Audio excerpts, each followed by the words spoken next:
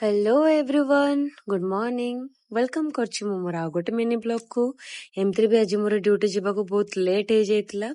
आउ मु रैपिडो बुक करतली भाई कहले कि पहुंची जाइछंती बोली हेले मु गेट खोली देखे तो से आसी नांती मु तो भाबिली कि आज जा ही परिबिनी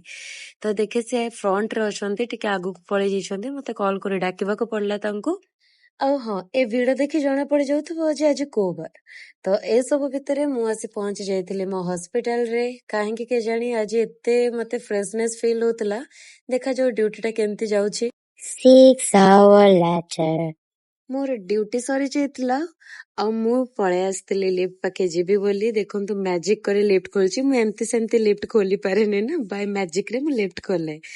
ଆଉ ତା ତଳକୁ ଯିବା ପାଇଁ କି ତ ହେଲେ ମତେ ସୁଇଚ ଟିପିବାକୁ ପଡିବ ଆଉ ଉଡିକି ତ ଯାଇପାରିବିନି ଦେନ୍ ମୁଁ ତଳେ ପହଞ୍ଚିଲା ପରେ ଜାଣିଲି କି ମୋ ସାଙ୍ଗ ମତେ ଫୋନ କରିଥିଲା କି କିଛିଟା ସାମାନ ରିସିଭ କରିବି ବୋଲି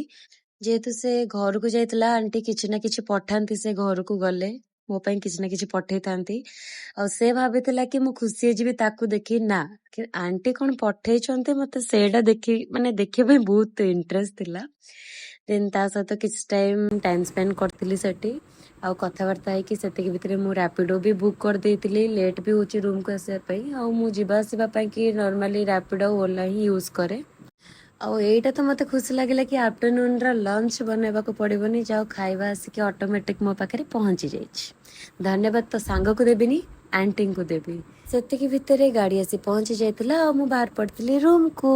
ମୁଁ ଫ୍ରେଶ ହେଇ ଚାଲିଲି ଏବେ ରେଷ୍ଟ ନବା ପାଇଁ କି ଦେନ୍ ଦେଖା ହବା ଆଉ ଗୋଟେ ଭିଡିଓରେ ସେ ପର୍ଯ୍ୟନ୍ତ ଏଇ ଭିଡିଓକୁ ଲାଇକ୍ ସେୟାର ଆଣ୍ଡ ସବସ୍କ୍ରାଇବ ନିହାତି କରିନେବେ